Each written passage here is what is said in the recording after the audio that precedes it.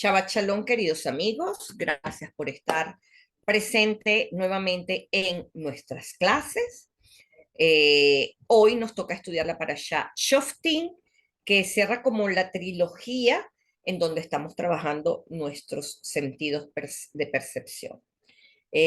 Comienza así, dice: jueces y alguaciles pondrás para ti en todas tus puertas de las ciudades que el Eterno tu Dios te da según sus tribus, y juzgará al pueblo con juicio justo.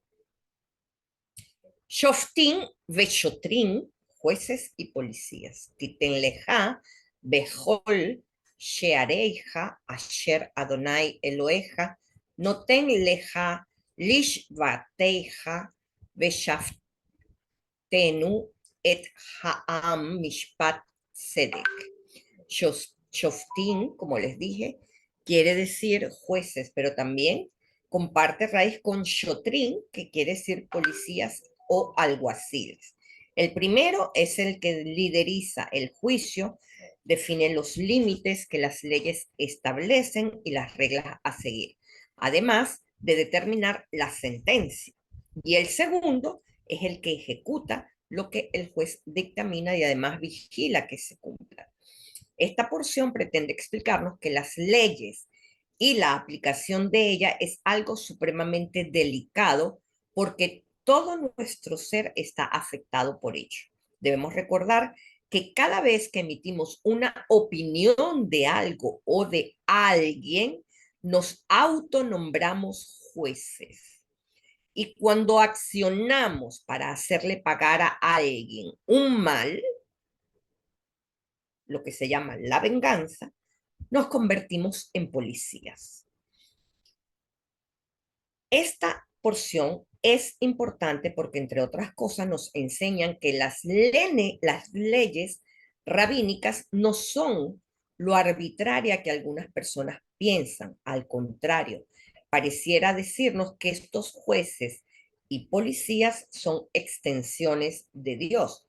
Por eso tienen que ser muy justos, muy leales, muy rectos.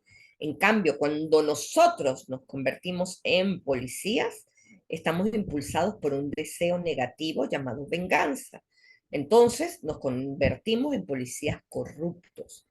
Esto es muy importante.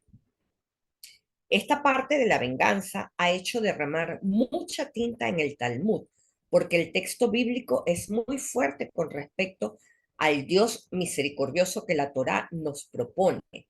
Así que es una especie de contradicción feroz que vemos aquí. Fíjense en Deuteronomio del 20, del 18 al 21, dice: y los magistrados harán una investigación minuciosa. Si el que testificó es un testigo falso, habiendo testificado falsamente contra un hermano israelita, harás a uno como el uno planeó hacerle al otro. Así barrerás el mal de en medio de ti. Otros oirán y tendrán miedo, y cosas tan malas no volverán a hacerse en medio de vosotros. Tampoco deben mostrar piedad, vida por vida, ojo por ojo, diente por diente, mano por mano, pie por pie, la famosa ley del talión. La Mishnah en Baba Kama dice: el que hiere a otro es responsable de pagar, además del daño causado por el dolor causado, por los costos para curarse, por el tiempo perdido para ganarse el sustento y por la humillación. Ahora, ¿por qué hay tantas opiniones sobre esto si pareciera estar muy claro? La respuesta es que en toda la literatura judía no se conoce de ningún caso en la que la ley del talión se haya aplicado literalmente. Por lo tanto, los rabinos dedujeron que la interpretación de esto no era literal. Y aquí no estamos hablando de el rabino Ribon Krieger. Aquí estamos hablando de Rabbi Meir Balanés, de Rabbi Shimon Bar Yochai, o sea, de verdaderos talmudistas que son los que interpretaron todos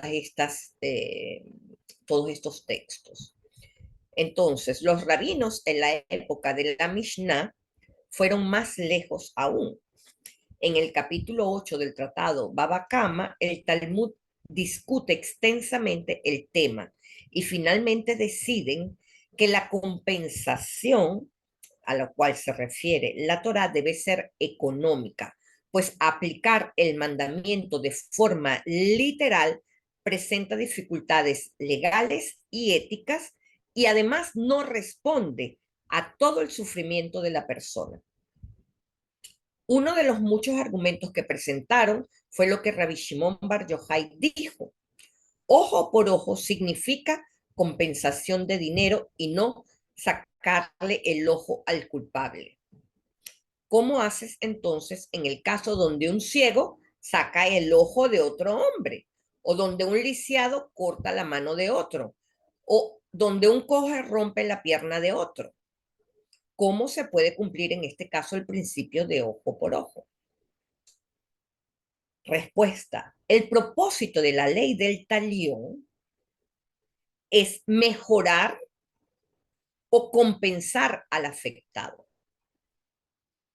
Para que el que le sacó el ojo al otro no es castigo que le saquen el suyo, porque en esto nada hace que el afectado recupere su vista y además que recupere su humillación, el tiempo perdido, los gastos de sustento que no pudo tener, etcétera, etcétera, etcétera. Es decir, el ojo por ojo lo único que hace es cobrar una venganza que no va a traer ningún beneficio para el afectado, porque el afectado ni recupera la vista ni se siente mejor haciendo que el otro pierda la vista también. ¿Comprende?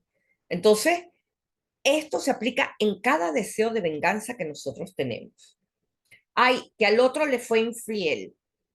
Bueno, yo también voy a ser infiel porque este me fue infiel y así va a sentir, ni siquiera puede sentir nada. Lo único que se está haciendo es depreciándose la relación cada vez más. Fíjense que dice la Mishnah que la compensación monetaria le ayuda a mejorar sus condiciones de vida que tienen que sobrellevar por su handicap y además ayuda al culpable a desprenderse del bien material que idolatra, el dinero. Es decir, que no solo está teniendo una compensación por el mal que el otro le hizo, también está ayudando al otro a desprenderse de su propia idolatría. Como el bienestar moral, ético y emocional dependen de una indemnización económica, se comienza a relativizar lo material, porque el castigo es un peso que sobrelleva toda la vida. ¿Comprenden? Entonces, una persona que queda lisiada de por vida y la persona tiene que incurrir en sufragarle los gastos de manutención, ella carga con esa culpa toda la vida. ¿Comprende? Ahora, por otra parte, Rashi explica que lo que subrayé en amarillo al principio, Hasher Saman, quiere decir que como él, si un testigo había intentado hacer el crimen que se está juzgando, pero no lo ha hecho, solo lo intentó, esto lo convierte en un falso testigo. O sea, un falso testigo es la persona que vio algo, está dispuesto a testiguar, pero él hizo antes o intentó hacer antes eso de lo cual está testiguando sobre el otro. Por lo tanto, dice la Mishnah, los rabinos afirmaron que si los testigos falsos ya han matado, Es decir, que si por su testimonio el acusado ya ha sido ejecutado, serían condenados a muerte. Es decir, el testigo tiene que asumir, por ser falso testigo, tiene que asumir la misma culpa que el que fue ejecutado. ¿Por qué? Porque era un testigo falso. Entonces nosotros tenemos que tener muchísimo cuidado porque aunque esto se presente en forma de metáfora, esto quiere decir cómo la ley del universo se aplica en nuestra vida. O sea, para el universo, si nosotros somos testigos de algo, tenemos que ser intachables sobre ese hecho, de modo de que la sentencia que se aplicó a nivel de ley de causa y efecto esté bien lejos de nosotros. Tenemos que ser intachables. Y el asunto, mis amigos, es que nosotros no podemos atestiguar nada que no esté primero dentro de nosotros, así sea como un pensamiento. Y por eso la Torah dice, intentó, intentó. ¿Por qué? Porque en tu pensamiento lo quisiste hacer. Entonces, esto es supremamente importante, sobre todo ahorita que estamos iniciando el UL y en vísperas de Rosh Hashanah. Entonces, la venganza, mis amigos, solo satisface a nuestra inclinación al mal. Y esa sed que nos entra cuando estamos heridos, la debemos conducir hacia la venganza contra nuestro propio ego, que busca nuestra autodestrucción. Y ese es el gusto que debemos negarle. ¿Qué quiere decir eso, mis amigos? Que cuando nosotros tenemos deseos de vengarnos del otro, nosotros estamos ya en una posición de autodestrucción. Entonces, ¿qué tenemos que hacer? No le damos gusto a el ego que busca esa venganza, porque eso es un sentimiento que no pertenece al alma. Al no darle el gusto al ego, supuestamente, porque el que se quiere vengar es porque se siente humillado, al dejarnos humillar, nosotros estamos viviendo y el ego nos hace pensar que nos estamos autodestruyendo. ¿Ok? Entonces, dense cuenta que las cosas son al inverso de lo que pensamos. Nuestro ego nos hace creer que la infidelidad, el despido, todo lo que el otro supuestamente nos hizo de forma injusta, debemos cobrársela para sentirnos mejor. Y en lugar de eso, lo que estamos haciendo es destruyéndonos. En cambio, cuando nos retenemos ese sentimiento maligno, estamos viviendo, estamos fortaleciéndonos. ¿Ok? La necesidad de venganza nace de la impotencia, del dolor y la necesidad de encontrar un balance nuevamente cuando nos sentimos heridos. Es decir, algo nos hirió, nos chocó, nos sorprendió, nos desbalanceamos, nos quedamos en shock. Entonces, nace una necesidad de que recobremos ese balance. Pero la venganza no es el miedo y el ego nos hace creer que sí, que es así como nos vamos a balancear.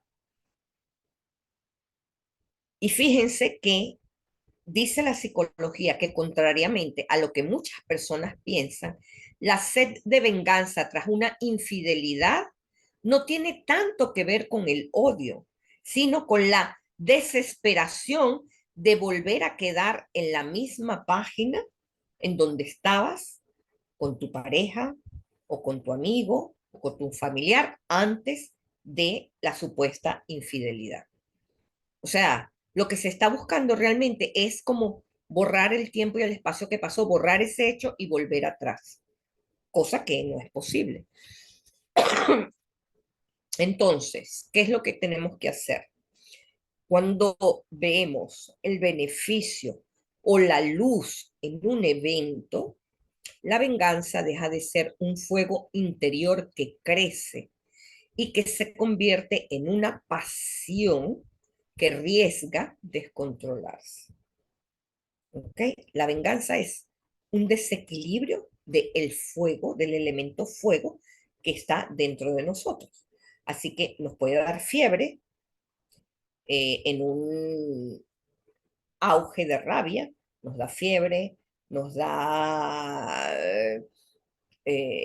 recuerden una cosa, cuando el fuego sube y de repente tiene que apagarse, porque es normal, entonces hay una caída del estado anímico, porque el fuego se extingue. Entonces, eh, cada emoción está asociada a los elementos. Y allí es donde tenemos que, ya de eso hemos hablado mucho, incluso en Introducción a la Cábala, está, y entonces nosotros tenemos que ver cómo contrarrestamos ese fuego que se exacerba para poder eh, aplacar el desbalance, ¿ok? Por ejemplo, exceso de fuego se controla con agua, con lectura de salmos, lectura de Torá, con respiración, con aire también, o sea, con una manera de aplacar eh, ese sentimiento iracundo que entra y que llega hasta la cabeza, que nos puede poner rojos de la rabia. En fin, fíjense también que en este sentido, hablando del fuego, tenemos que en la Torá se habla mucho de los korbanot como una manera de expiar nuestras faltas. Y resulta que los korbanot son fácilmente malinterpretados, porque creemos que podemos pagarle a Hashem una falta cometida en el mundo. O sea, podemos compensarlo. Es como que si le quitamos un pedazo a Hashem cuando cometemos una falta, ¿verdad? Entonces, con el corbanot, sí, vamos a pagar y vamos a quitarnos esa mancha que tenemos para que Hashem vuelva a su estado original, ¿no? Para que nos perdone, para que se corrija esa falta que le causamos. El Zohar, el Zohar, afirma que a pesar de las numerosas referencias a la ofrenda como el pan para el fuego de Dios, el Zohar rechaza categóricamente cualquier sugerencia de que los corbanos le producen algún beneficio a Hashem. ¿Cómo podrían hacerlo? Dice. Un Dios perfecto no puede ser hecho más perfecto. No podemos alimentarlo ni sostenerlo porque no hay nada que le falte. Si fueras justo, ¿qué le habrías dado? Él no puede ser mejorado, expandido o realzado. Hay unanimidad al respecto. Los korbanot actúan sobre nosotros y no sobre Dios. Están diseñados para actuar maravillosamente sobre el alma de quien los lleva al Bet HaMikdash, agregándole de Bekut, es decir, enlace, abrazar al Creador, y avanza espiritual mientras contempla que lo que le está sucediendo al animal debería estarle sucediendo a él. Ese es el propósito de el Corbanó. Por supuesto que nada de eso tiene relevancia alguna para Hashem, y es lo que Dios quiso dejar plasmado en el colectivo del pueblo judío cuando se destruyeron los templos, el primero y el segundo. ¿Qué quiere decir eso? Que a Hashem los korbanot le dan igual. Nada lo puede cambiar ni mejorar a él. Y por eso no hay sacrificios hoy en día, porque no sirven para Dios, sirven para nosotros. Pero la gente lo estaba tomando como si con esto ya yo sané todas mis culpas y ya me solucioné todos los problemas. Y no es así, mis amigos. Y esto mismo se aplica en nuestra vida cotidiana a propósito del mes de Elul. Por eso les traigo este texto, porque en el mes de Elul nosotros creemos que, bueno, vamos a hacer Teshuvah, yo hago eh, mi Selijot, yo hago mi cancelación de votos antes de Rosh Hashanah y ya, y el año que viene vuelvo a comenzar otra vez con las mismas faltas, los mismos malos decretos, las mismas promesas incumplidas, etcétera, etcétera, etcétera. Esto, mis amigos, no sirve. Y déjenme decirle que la mayoría de los judíos lo toman así. Lo toman como si, bueno, ya llegó una nueva oportunidad de Rosh Hashanah, borrón y cuenta nueva. Y no. La Teshuvah es la corrección absoluta y definitiva de un error que venía cometiendo en el tiempo y el espacio y lo retorné, ese estado psíquico lo retorné a el punto original de la creación, antes de la caída del hombre, como si eso no hubiese existido en mi realidad. Eso es la Teshuvah. Pero si yo constantemente continúo cometiendo los mismos errores, entonces nada de eso tiene utilidad en nuestra vida espiritual. ¿Ok? Hablando, pasando a otro tema, ya todos nuestros sentidos están apuntando a la gran conexión de Rosh Hashanah. Tanto el cosmos como la Torá nos preparan para ello. Y es fabuloso porque a pesar de ser un momento de rigor, una gran alegría nos embarga por las posibilidades que esta festividad representa. Es una nueva oportunidad de vida, representa el inicio de un deseo ávido de dejar todos nuestros errores atrás y comenzar de nuevo. Para entender esta porción debemos comprender que para que el alma se encarne en el cuerpo, ella debe fraccionarse, porque aunque es solo una chispa divina, es muy potente como para que el cuerpo soporte tanta luz. El asunto es que el fraccionamiento es un proceso doloroso para el alma. Por lo tanto, venir aquí no es un regalo, es un trabajo arduo. Por eso no debemos subestimar ni quitarle importancia a la misión de nuestra alma, cosa que el cuerpo pretende enterrar en nuestra ignorancia para que su supremacía sobre el alma no se vea interrumpida. La razón por la cual las dictaduras y las políticas socialistas empobrecedoras se han popularizado en el mundo es para mostrarnos con espejos de aumento cuán esclavos somos de estos sistemas obsoletos espiritualmente. En fin, en cuanto al alma, como bien lo aprendimos en la introducción a la Cábala, ella se fracciona en 5 partes principales que a su vez se subfraccionan en 5 partes internas. Ellas son llamadas de la más baja frecuencia a la más alta, el Nefesh, el Ruach, la Neshama, el nivel de Haya y el nivel de Yehida. Tenemos entonces que el fraccionamiento ocurre de la manera en cómo lo tienen señalado en esa diapositiva. Es decir, dentro del Nefesh tenemos Nefesh, Ruach, Neshama, Haya y Yehida.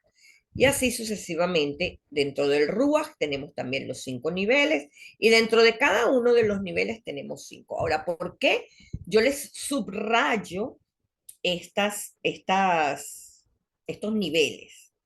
Fíjense que en el Génesis 2:7 nos habla de esto. Dice, Dios Hashem formó al hombre del humus de la tierra. En su nariz insufló aliento de vida y el hombre se convirtió en un ser viviente. Primero vemos en amarillo que dice Nishmat Hayam, en plural, almas vivientes, Y luego dice, le nefesh haya. Si vamos a la tabla que les presenté al principio, vamos a ver que Nishma Hayam es un nivel más alto que Nefesh Haya, en verde. El Nefesh Haya incluye Nefesh, Rúa, Neshama. ¿Ok? Entonces, aquí nos está diciendo la Torá que Dios hizo al hombre desde el interior de la tierra, pero que en su nariz insufló el alma viviente, la Neshama, que incluye el Nefesh, el Rúa, la Neshama y el Hayá. Nishmat Hayim, eh, almas vivientes. ¿Qué nos está diciendo aquí la Torah? Nos está hablando de un potencial. Es decir, nosotros en nuestro cuerpo, cuando venimos a este mundo, tenemos la capacidad de desarrollar el nivel de Neshama hasta el nivel Haya. A partir de allí ya estamos hablando de un colectivo de más alto nivel. Pero en este mundo nosotros podemos desarrollar este nivel, Neshama Haya. Es decir, incluye el Nefesh, el Rúa, la Neshama. Ahora, esto nos indica la diferencia de lo creado a lo manifestado. Fuimos creados en el nivel de Neshama Haya, pero se ha manifestado el Nefesh Haya. ¿Ok? Es decir, desde el Nefesh Haya hasta la Neshama Haya, tenemos muchos niveles que tenemos que desarrollar para llegar al objetivo. Pregunta, ¿acaso todos estamos en el nivel del Nefesh Haya, en este nivel verdecito? No, hay mucha gente que está en el nivel Nefesh de Nefesh, o sea, la animalidad total. La Torá nos está indicando el estado ideal de las cosas, es decir, que nacemos con un potencial enorme y normalmente este potencial debe ser alcanzado a los 40 años de edad, después de que hemos sido creados. Como se pueden dar cuenta, el nivel creado está en plural, es decir, no se trata del logro de uno ni de dos, se trata de un logro colectivo. Por supuesto que empezamos por uno, por dos, por tres, pero tenemos que tener claro que estamos aquí por una corrección colectiva que empieza por lo individual, pero que rápidamente tenemos que ocuparnos de lo colectivo o simultáneamente. Ahora, ¿qué nos enseña la Cábala sobre estos niveles que se van metiendo en el cuerpo? Estos niveles son como vestidos. Uno se coloca por encima del otro para ir protegiéndose unos sobre otros. Es como cuando uno debe protegerse del frío. Mientras más ropas te pongas, más calientito estás, más cómodo y más fuerte te sientes para operar en tu vida cotidiana. Sobre todo, esto lo pueden entender las personas que viven en países donde hay invierno fuerte. Entonces, nos damos cuenta que cuando uno vive en invierno a -12, mientras más caliente y más cosas te pones encima, más calientito está. Asimismo son los niveles del alma. Nosotros vamos jalando hacia nosotros niveles, gotas, chispas que nos van fortaleciendo y nos empoderan a nivel metafísico. Y quiero que vean la diferencia con respecto a los animales. Aunque el nivel de clasificación parece que el alma animal es igual al del ser humano, la procedencia no es la misma y eso hace toda la diferencia. Fíjense, en Génesis 1:24, Dios dijo, produzca la tierra seres vivientes según su especie, bestias, serpientes, animales salvajes según su especie, y así fue. Dice, Bayomer, Dios dijo, Elohim, produzca la tierra. Totse a Ares, Nefesh Haya. La tierra produjo el alma animal. Por eso los animales, por muy inteligentes que sean, no pueden hablar. El habla proviene de la Neshama, que está al origen del alma humana. El habla es un potencial. En cambio, el animal es producido por la tierra.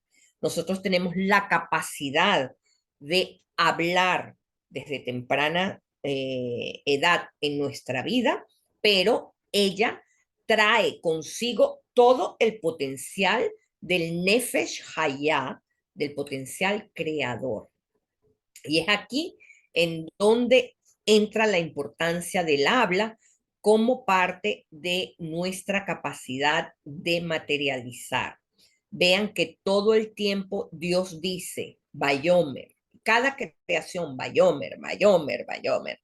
Nuestro objetivo es que los intelectos superiores vayan vistiendo al cuerpo con inteligencia para que se vaya dominando a las emociones. En cambio, el alma animal inyecta deseos en las emociones que después obliga a los intelectos superiores a retirarse. El animal interno inyecta deseo en las emociones que obliga a que el alma, el intelecto superior, se retire. Y es por eso que nuestros pensamientos quedan a merced de las emociones y comenzamos a captar todo lo negativo que nos rodea porque somos antena. Y asimismo captamos lo negativo del colectivo, al punto que el negativismo es similar en todas las personas. Esto está caro, este gobierno de miércoles, fíjense lo que pasó, o sea, se crea una matriz de opinión colectiva en el que nosotros nos metemos y ahí caímos, nos fregamos. Ya ahí perdimos toda nuestra capacidad de ser independientes mentalmente. De allí es que podemos observar cómo el alma animal está apoderada del mundo. Por eso, nuestro peor enemigo es la idolatría al mundo material. Es lo que más nos aleja del Creador, lo cual no significa que no debemos poner los pies sobre la tierra plenamente. Sin embargo, nuestra conciencia debe estar en la integralidad de nuestro ser para que podamos vivir en coherencia, en paz y en libertad con nuestra alma divina. Nuestra principal afinidad de forma con Rosh Hashanah es el juicio de valores que hacemos constantemente el uno del otro. Y eso también es lo que nos pone en peligro. Aunque no lo vemos, razón por la cual no creemos que con la palabra manifestamos. Y por efecto espacio-tiempo, no lo vemos de inmediato. Perdone, todavía no se me ha quitado totalmente la tos. Pero en la medida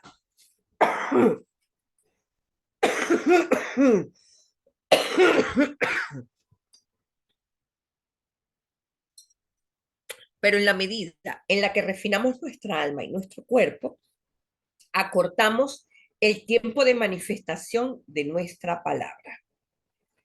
Por lo tanto, perdón, por lo tanto, la Torah nos advierte, fíjense qué palabra cierta todo lo que les estoy diciendo. La Torah nos Tome agua, maestra. sí, estoy tomando. Por lo tanto, la Torah nos advierte que coloquemos policías en nuestras puertas, indicándonos con esto que el regular nuestras puertas es un acto individual individual e íntimo, mis amigos.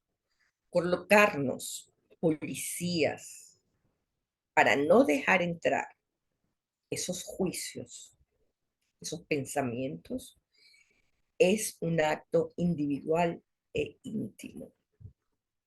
Es un acto de individuación y de soberanía sobre las emociones. Por eso, la Gemara nos explica que Moshe, este discurso lo habla en singular, a pesar de que se dirige a toda la asamblea. La Gemara nos explica que antes de juzgar a alguien, tenemos que autoevaluarnos 3 veces para saber si somos íntegros y dignos de poder emitir un juicio sobre otra persona. Pero partiendo del principio, mis amigos, que nosotros no podemos ver nada que no esté relacionado con una parte interna nuestra, tenemos que saber que todos esos pensamientos de juicio que vienen a nuestra cabeza se relacionan conmigo. ¿Ok? Las consecuencias de aplicar un juicio en el otro son para el sí mismo, no es para el otro. Es decir, los miembros de un tribunal, al mismo tiempo en el que están juzgando al otro, se están juzgando a sí mismo. Por eso deben ser muy pulcros en su vida, intachables e incorruptibles. Tomen en cuenta que un juez tiene el poder de la libertad sobre el otro. Y la libertad es un don preciado, al punto que Dios se manifestó en la tierra para que comprendamos que la finalidad de la humanidad es la libertad en todos los aspectos, mis amigos. Libertad de opinión, libertad emocional, libertad financiera, libertad cerebral, libertad intelectual. Asimismo, sucede en nuestra vida cotidiana, porque el juez es un rol que asumimos voluntariamente, sin medir las implicaciones que esto trae, porque cada juicio es autorreferente, mis amigos. Es decir, que nuestros juicios son expresión de nuestras experiencias pasadas y refuerzan muchas de nuestras creencias y por eso son tóxicos para nosotros mismos. La curiosa paradoja es que nuestros juicios sobre otras personas siempre se vuelven hacia nosotros, ya que se trata de una visión cargada de nuestra historia personal. Cuando nos percatamos de eso, comprenderemos que todo juicio es más bien una confesión. Alguien con baja autoestima intentará encontrar estrategias para sentirse mejor consigo mismo cuando emite críticas, cuando intenta enaltecer su autoestima, destacando los errores o las malas decisiones de los otros. Así que atención con eso, mis amigos. Cuando una persona trata de menospreciarnos, lo que está mostrando es su baja autoestima para tratar de enaltecerse a sí mismo delante de los otros al compararse. O sea, soy tan bueno que fíjate cómo el otro es así, así, así. Mira el defecto del otro y mira que yo no soy así. O sea, si estoy juzgando yo eso, es porque yo no soy así. ¿Comprende? Y eso lo que está haciendo es, al contrario, demostrar nuestra baja autoestima. Emitir constantes opiniones acerca de otras personas es en general un intento de sentirnos mejor con nosotros mismos, un deseo de aumentar nuestra autoestima. Sin embargo, esto no es muy efectivo. La sensación de bienestar suele ser pasajera. Al hacerlo, nuestra autoestima seguirá de la misma manera, solo encubrirá aún más el sentimiento de inferioridad que tenemos, razón por la cual es una pérdida de tiempo tratar de minimizar o rebajar al otro para exaltarnos a nosotros mismos. Y además es una pérdida de tiempo en el camino de reparación que debemos hacer. La solución para esto es ser más empático y compasivo con nosotros mismos. ¿Qué quiere decir esto, mis amigos? Cuando yo veo al otro que estoy a punto de criticarlo, yo tengo que decirme a mí mismo, mira cómo yo me estoy reflejando en esa persona. Mira lo que estoy viendo de ella. Me perdono, me compadezco a mí mismo. Sin víctima, ¿ah? Sin victimizaciones. Soy compasivo conmigo misma y me perdono. Eso es lo que tenemos que hacer. Y tenemos que evitar hablar cuando estamos desequilibrados en nuestro fuego interno. Es decir, cuando estamos iracundos. Debemos tomar agua y respirar antes de hablar. Debemos dejar que las emociones se asienten primero antes de emitir un juicio. Y es por eso que hay que autoevaluarse 3 veces y pensarlo muy bien antes de emitir una palabra contra el otro, contra el gobierno, contra la ciudad, contra el mundo. ¿Ok? Y otra cosa muy importante, mis amigos, es que no podemos creer en todo lo que pensamos. Tenemos que cuestionar nuestras creencias, que en general son limitantes. ¿Por qué? Porque no podemos conocernos a nosotros mismos. Cada persona es un misterio insondable. Y si no nos conocemos a nosotros mismos, mucho menos conocemos la historia que lleva al otro a hacer lo que hace, lo cual es motivo de nuestro juicio. Cada persona tiene una historia por la cual actúa de la manera como actúa y debemos ser empáticos y comprensivos. No necesariamente tenemos que sentir lo que el otro siente, pero tenemos que saber que el otro está actuando con dolor y por el dolor. ¿Ok? Mire, la regla básica es que ninguna persona que es feliz, ninguna persona que está completa es desagradable, es malvada, es iracunda, es histérica. Una persona que es feliz, que es completa, que es equilibrada, no va a ser malvada, no va a perjudicar a nadie en su trabajo, no va a hacer cosas negativas. ¿Por qué? Porque esa persona está bien interiormente. Cuando nosotros vemos a alguien que tiene esa capacidad de hacer maldades, es porque está mal, es porque está infeliz, es porque está frustrado. No es que nos tengamos que calar la frustración de nadie, porque uno tiene que aprender a poner los límites, pero sin juicio. Yo no, o sea, nosotros podemos decir, mira, yo no entiendo cuál es tu historia, por qué tú eres así, pero conmigo no. Punto. ¿Ok?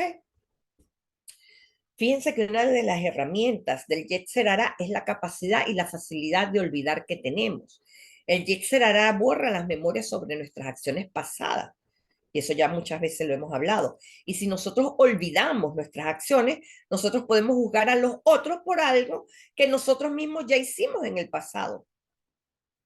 Entonces, antes de que el juicio se le aplique a otra persona, el tribunal de Gébura escucha nuestra palabra, nuestro juicio, y dice, primero, te la aplicamos a ti, porque si vamos a juzgar al otro, recuerden lo que nos dice la Torá, si somos testigos falsos de alguien, vamos primero nosotros a pasar por la paila del acusado. ¿Ok? Es como si el juez, el que emitió el juicio, va a pasar por un escáner para saber cuán limpio está sobre el tema que está juzgando. Ahora, el juez tiene una ventaja y es como él mismo se está juzgando constantemente en Rosh Hashanah, a la hora de trascender el cuerpo, ya a él no se le aplica juicio. ¿Cuál es el problema? Es que el juicio que uno se autoaplica en Gébura no es el mismo juicio del Rosh Hashanah cuando uno se está parando frente a Keter. No es Dios que nos está juzgando, es la Gébura. Entonces, nosotros somos más duros con nosotros mismos que lo que es el Creador con nosotros. ¿Ok? Entonces, tenemos que tener en cuenta que si nosotros mismos nos juzgamos y nos penalizamos por nuestros errores, Rosh Hashanah pasará dulcemente. Pero tenemos que también tener en cuenta que nosotros somos muy duros con nosotros mismos. Y esto es importante porque una de las cosas que eh, puede hacernos más daño es lo implacable que somos. Fíjense que en este sentido, vean que una de las versiones más célebres de la Torá, uno de los versículos más célebres de la Torá, está en el capítulo 16, versículo 20, que dice, justicia, justicia perseguirás para que vivas y poseas la tierra que el Eterno tu Dios te dio en heredad. Sedek, Sedek Tirdof. A veces se puede traducir como justicia y verdad perseguirás. ¿Ok? Entonces, la pregunta es, ¿por qué la palabra Sedek se repite dos veces? Cada vez que el lector de la Torá se encuentra con una palabra repetida, se nos invita a investigar el versículo en busca de un significado más profundo. Y a menudo la repetición se emplea para enfatizar la frase. Entonces, esto podría significar Sedek, Sedek, Tirdof, los 2 días de juicio de Rosh Hashanah. Es decir, el primer día es día de juicio, el segundo día es día de la verdad.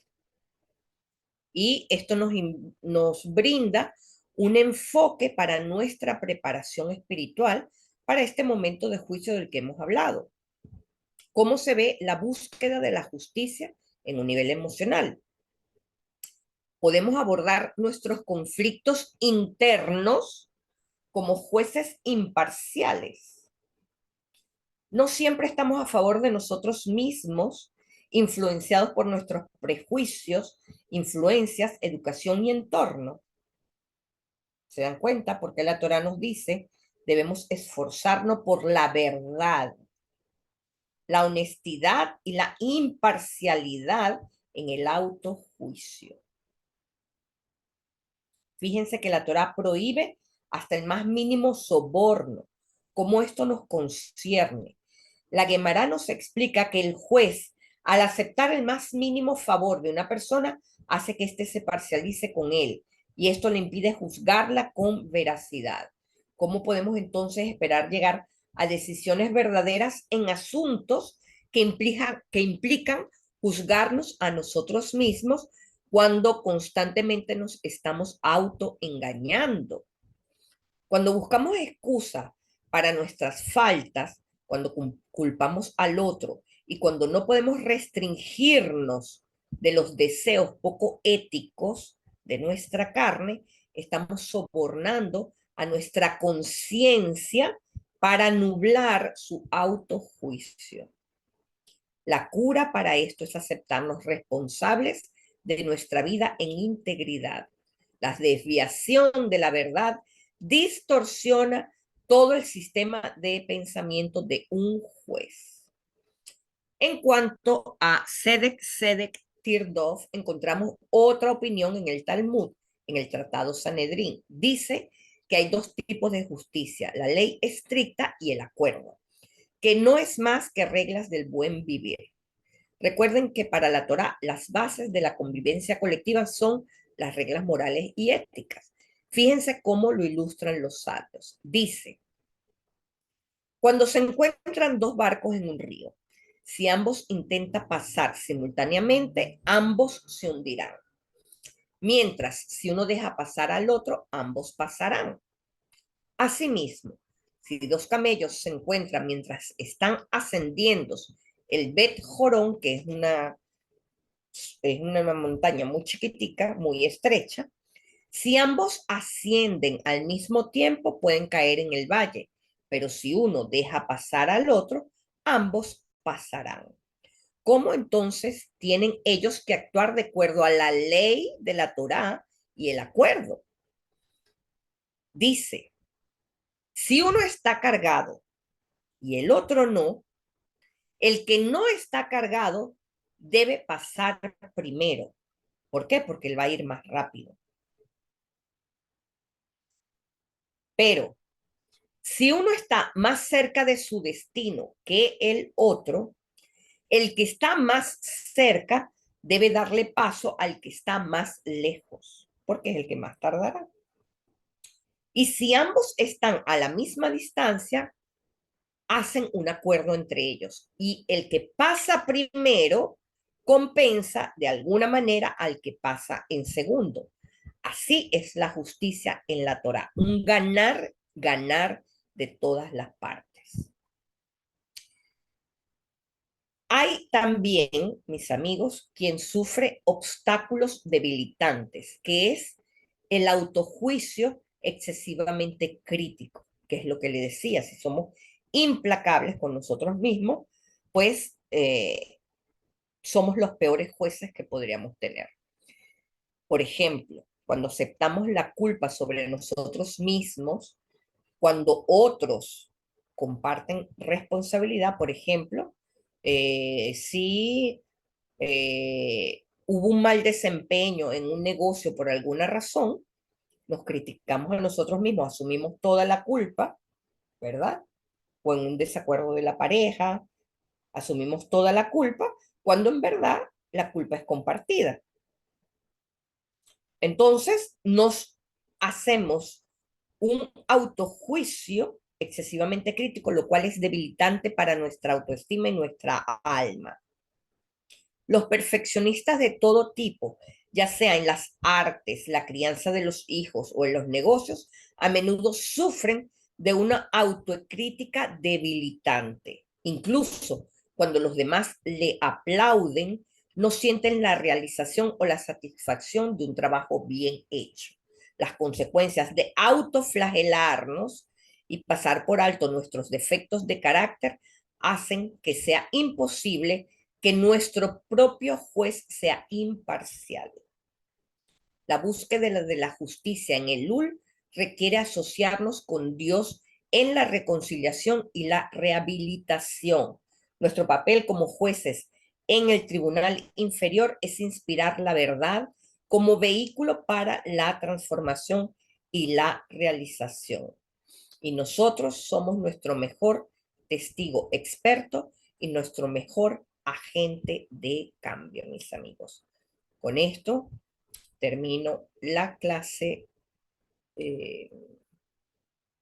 y vamos a ir a las preguntas.